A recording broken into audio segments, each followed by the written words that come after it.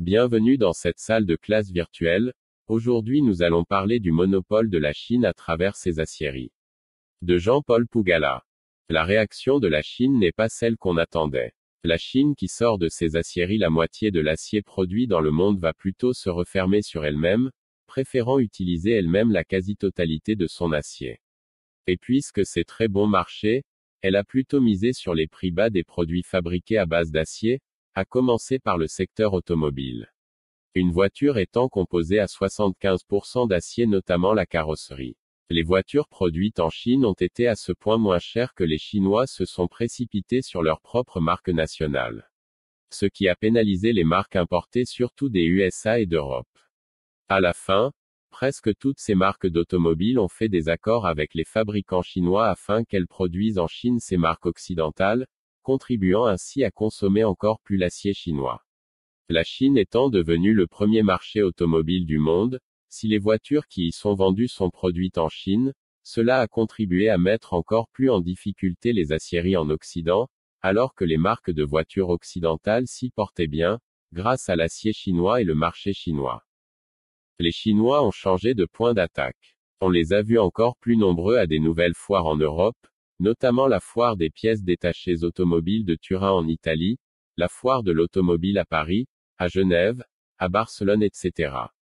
Pour proposer une seule chose, les voitures de chaque fabricant, mais en kit, en pièces détachées, et à des prix 2 fois moins chers que la voiture ou le camion assemblé.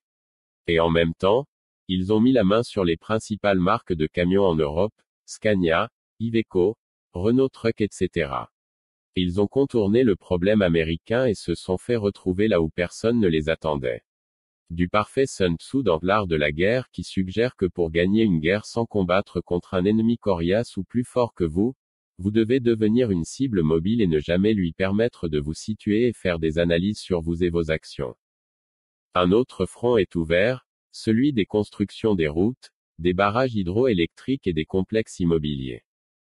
C'est ici que l'Afrique va profiter largement de la guerre entre géants, car là aussi, pour exporter son acier en Afrique, la Chine propose aux pays africains le lancement de grands travaux structurants, de la construction immeubles pour abriter les ministères, aux stades, en passant par les routes et surtout les maisons populaires. Sun Tzu suggère de ne pas accepter de jouer dans un championnat créé par un ennemi plus fort que vous, mais d'en inventer un autre, le vôtre où vous serez bien entendu le plus fort, la référence. La Chine évite ainsi de jouer frontalement contre les États-Unis d'Amérique qui sont les maîtres de ce jeu capitaliste de bagarre frontale.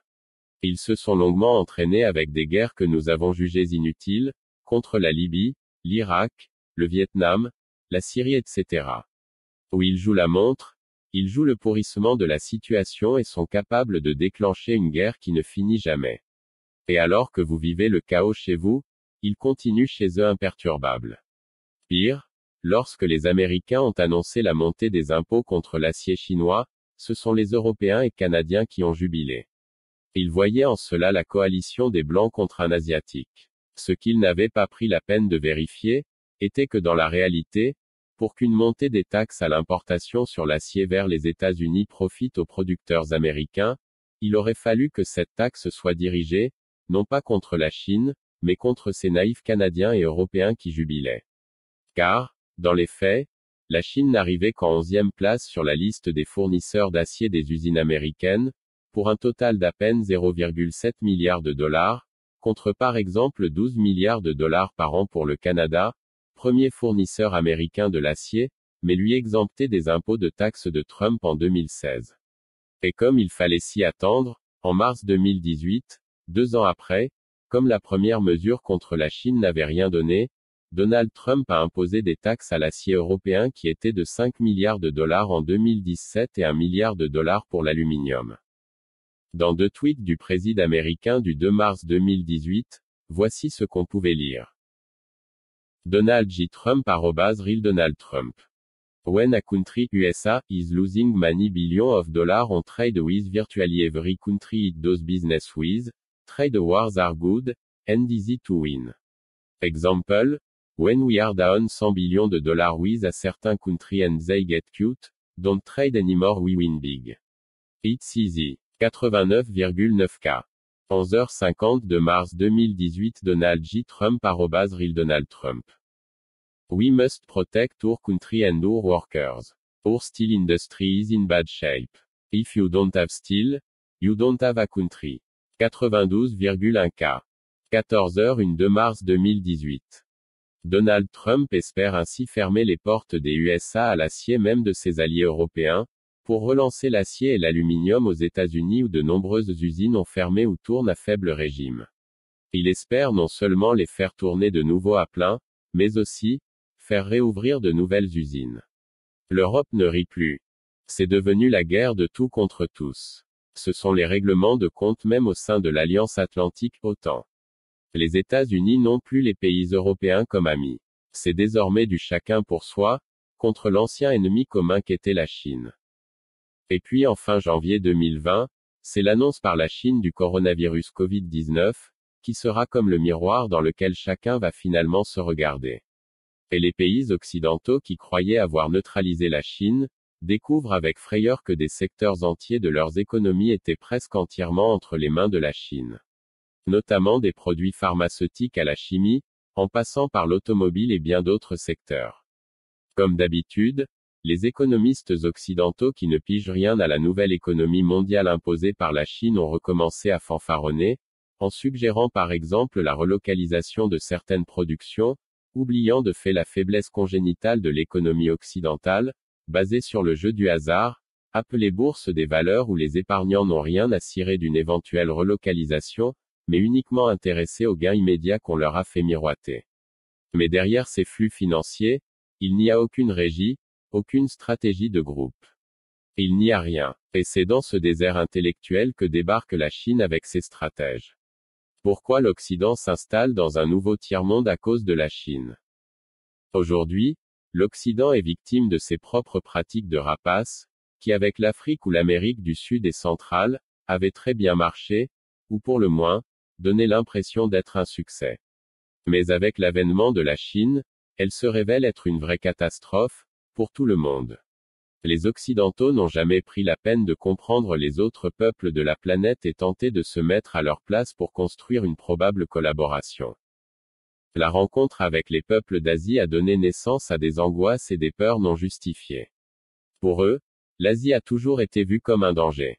Ainsi, à la fin du XIXe siècle et début du XXe siècle, plusieurs ouvrages sont écrits par des penseurs européens, surtout des économistes et des sociologues, avec une constance dans les titres, le péril jaune. Ainsi, en voici 7. En 1900, René Pinon 1870 à 1958 et Jean de Marcillac écrivent le livre La Chine qui s'ouvre.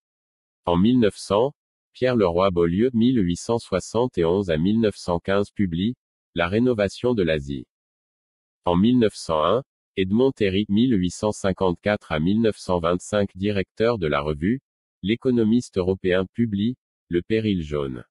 Ce livre est préfacé par un certain Paul d'Estournel de Constant 1852 à 1924 diplomate et homme politique français, lauréat du prix Nobel de la paix en 1909. En 1899, Georges Wellers 1874 à 1950. Ce jeune universitaire français obtient une bourse de voyage d'1 an de l'Université de Paris grâce à laquelle il fait le tour du monde. Il passe par l'Amérique du Nord pour rejoindre le Japon, puis la Chine. Il en écrit 2 livres, un sur le Japon et un autre sur la Chine, en 1902, Chine ancienne et nouvelle. Impressions et réflexions. En 1904, le Japon d'aujourd'hui. Études sociales. En 1904 Austin de Crozes 1866 à 1937, cet ancien chargé de mission en Extrême-Orient par le ministère français de l'Instruction publique et des Beaux-Arts et directeur de la revue La Vie cosmopolite, écrit un livre intitulé Le péril jaune et le Japon. En 1904 toujours, le penseur hongrois Armin van Bury 1832 à 1913, écrit un livre intitulé Le péril jaune, études sociales. Et pour vous montrer la condescendance des penseurs européens d'hier, avant ceux d'aujourd'hui, vis-à-vis de la Chine, prenons le premier livre de notre liste, La Chine qui s'ouvre de René Pinon et de Jean de Marcillac, publié en 1900. René Pinon et Jean de Marcillac nous parlent dans ce livre sur les 3 traités signés entre la France et la Chine, notamment celui de Whampoa en 1844, celui de Tientsin-Tianjin de 1858 et la Convention de Pékin de 1860, à travers lesquels la Chine reconnaît à la France la responsabilité sur tous les missionnaires catholiques en Chine. Il précise que le ministre de France, nom donné aux ambassadeurs à l'époque, à Pékin, est en même temps le représentant officiel du Saint-Siège Vatican, en Chine. Par conséquent, dans la capitale chinoise, il n'y a pas de nonce apostolique non donné à l'ambassadeur du Vatican.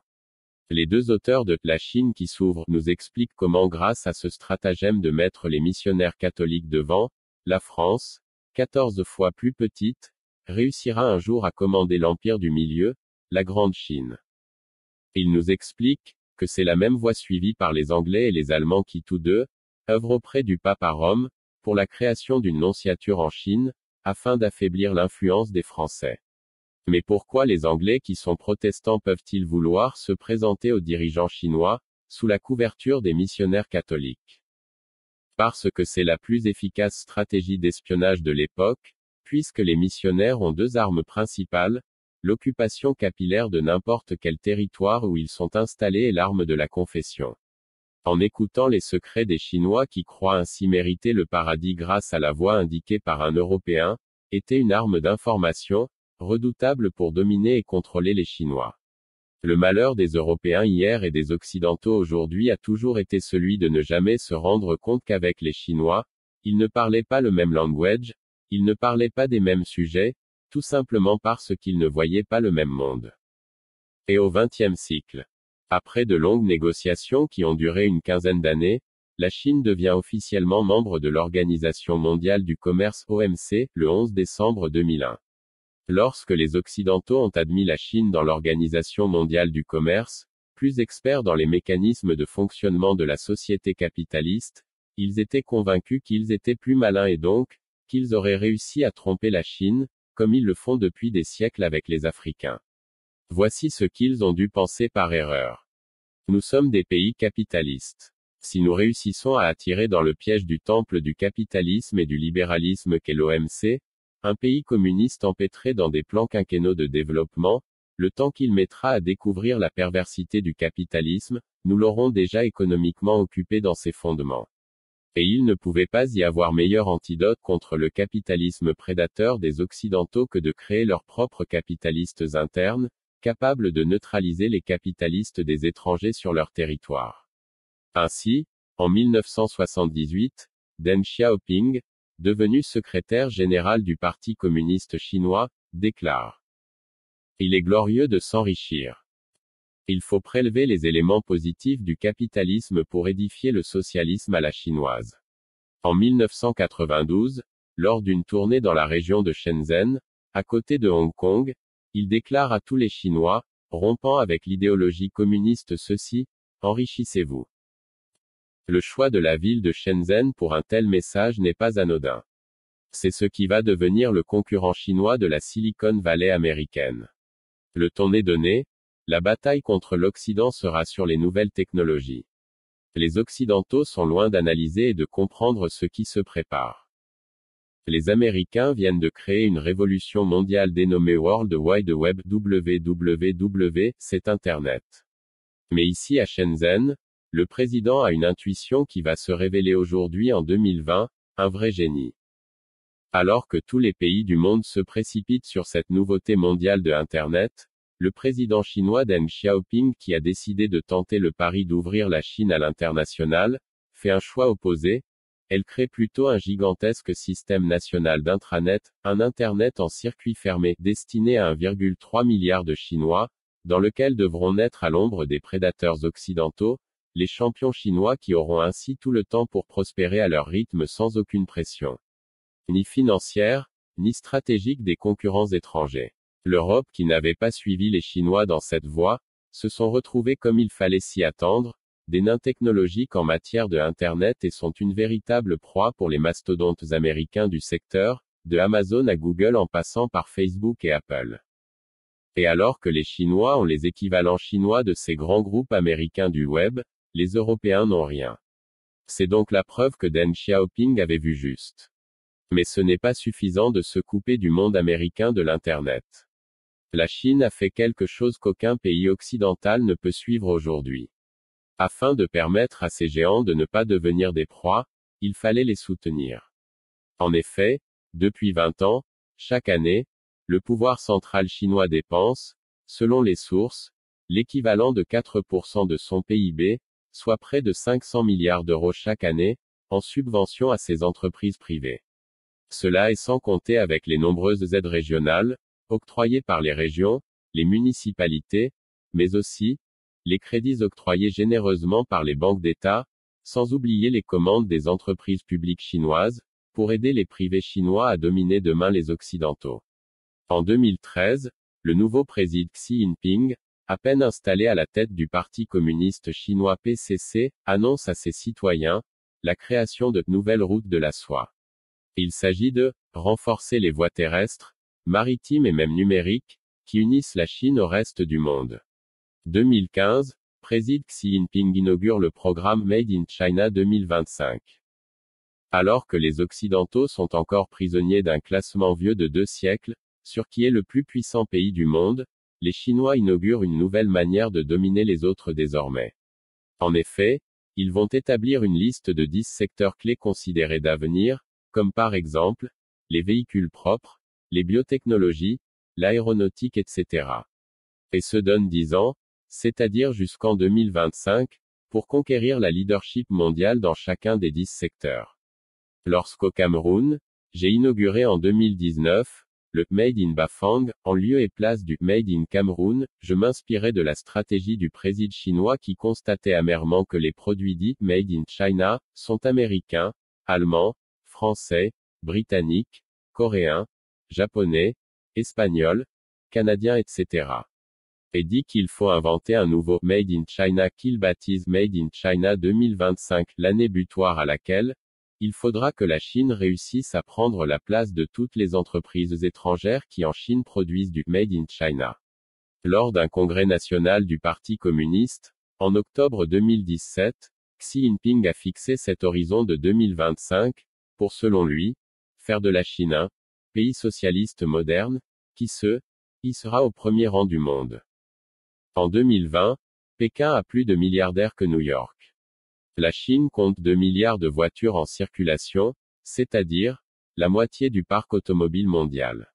Seul en 2018, il y a eu 28 millions de nouvelles immatriculations de voitures en Chine. Pas besoin d'attendre 2025 pour savoir si le pari a été réussi. Un autre fait qui nous dit le parcours de la Chine et son bilan à mi-parcours, c'est la succession des tweets du président américain qui écrit « Les Chinois sont en train de reconstruire leur pays avec notre argent, la Chine est en train de violer l'Amérique avec ses pratiques déloyales ». Le 12 mars 2019, la Commission européenne publie un document d'orientation en 10 points sur la stratégie à suivre à l'égard de la Chine, un rival systémique. Une semaine plus tard, le 19 mars 2019, à la veille de la visite du président chinois en Europe du 21 au 26 mars 2019, il y avait un très intéressant article publicitaire dans la version européenne du journal américain en ligne Politico, avec le titre « Comment l'Europe peut être à la pointe de la révolution de l'intelligence artificielle ». L'article conseil était signé « Huawei ». Une sorte de pied de nez aux anciens donneurs de leçons européens qui n'ont toujours pas compris que tout ce qui compte chez eux, comme hier en Afrique, pour les Européens, était déjà sous commandement chinois. Faisant de l'Europe le nouveau tiers-monde. Le 29 août 2018, le journaliste Nabil Wakim publie un article sur le quotidien français Le Monde avec ce titre. Comment la Chine achète l'Europe de l'énergie. Et sous-titre, la stratégie d'investissement chinois dans les réseaux et la production d'énergie révèle surtout les faiblesses et les divisions des pays européens. Il commence son analyse par une question qui peut sembler une provocation, mais qui démontre combien l'Europe est devenue à cause de la Chine un nouveau tiers-monde qui ne se rend même pas compte lorsqu'elle est prise pour cible. Sa question est: la Chine est-elle en train de construire l'Europe de l'énergie? De la Grèce à la Norvège en passant par le Portugal, les entreprises chinoises font leurs emplettes dans l'éolien, les réseaux ou le nucléaire. Près de 30 milliards d'euros ont été investis en 10 ans dans des sociétés européennes à des fins économiques et politiques. En mai 2018, d'abord, l'annonce de l'OPA du groupe China Three Gorges, CTG, sur électricité du Portugal EDP, a fait soudainement prendre conscience qu'une entreprise chinoise pouvait mettre la main sur un important électricien européen. Quelques semaines plus tard, en juillet 2018, un autre groupe chinois, State Grid, annonce son intention d'entrer au capital de l'un des réseaux haute tension en Allemagne, 50 Hz. State Grid Corporation of China, SGCC, la deuxième plus grosse entreprise du monde, 1 million de salariés et 348 milliards de dollars de revenus en 2017. En multipliant les prises de participation, SGCC construit un réseau de transport d'électricité autour de la Méditerranée. Depuis 2012, le groupe a pris des positions significatives dans les réseaux portugais, italiens et grecs. Le groupe CTG a ainsi pris la quasi-totalité d'un gigantesque parc éolien allemand en 2016, pour 1,55 milliard d'euros. Une autre entreprise d'État chinoise, China Energy Investment Corp., a acquis 75% de 3 grands parcs éoliens en Grèce fin 2017, un deal à plus de 3 milliards d'euros. Enakim de conclure avec une interview à un expert européen du secteur qui se plaint ainsi. Il faut bien comprendre que c'est l'opérateur du réseau de transport qui définit les règles du jeu, c'est crucial.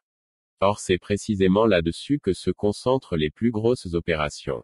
Ensuite, les Chinois n'achètent que du matériel chinois, donc l'impact sur l'économie locale peut être destructeur. Quel le con pour l'Afrique. J'ai lu tellement de fake news ces jours au sujet du coronavirus que je n'ai aucune envie d'en rajouter.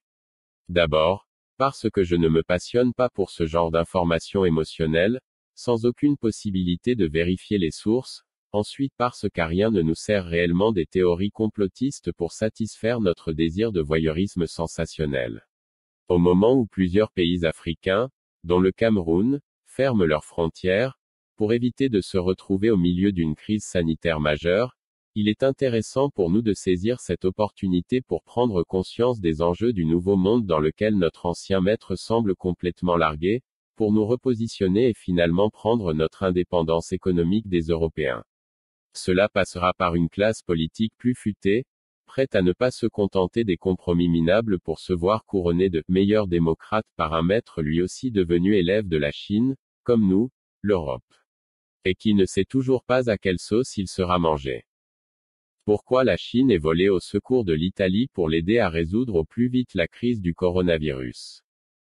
Parce que l'Italie, avec ses 130% de dette publique par rapport à son PIB, est déjà une colonie chinoise au cœur de l'Europe. En Italie, 2014, après son entrée dans Generali, Fiat Chrysler, Enel et Eni, la People's Bank of China, la Banque centrale chinoise, entre au capital de Mediobanca, la banque d'affaires fondée en 1946 par Enrico Cuccia, en vue de piloter la restructuration du capitalisme italien dans l'immédiat après-guerre. Que ce soit la banque centrale d'un pays communiste, la Chine a entré au capital d'une banque chargée de piloter le capitalisme italien est un symbole très important de la fin d'un capitalisme prédateur dans lequel l'Afrique a sombré depuis la bulle papale en 1454 autorisant les Portugais à réduire les Africains en esclavage. Beaucoup pensent que le coronavirus est un stratagème des Chinois pour dominer le monde. Ceux qui le pensent n'ont pas compris que la Chine a pris une telle avance sur les Occidentaux, qu'elle n'a plus besoin de raccourcis pour gagner toutes les batailles à venir. Conclusion. Quand ce sont les tenanciers du capitalisme rapace à devenir la proie d'un nouveau capitalisme cette fois-ci d'État, c'est une vraie sonnette d'alarme et d'encouragement pour le continent africain qu'on a longtemps piétiné, exploité, pillé et ensuite fait semblant d'aider. Des ONG européennes avaient longtemps prétendu qu'elles pouvaient résoudre les problèmes d'épidémie en Afrique. Elles se sont ainsi auto-attribué la responsabilité de l'épidémie de nombreuses maladies, contagieuses comme l'Ebola.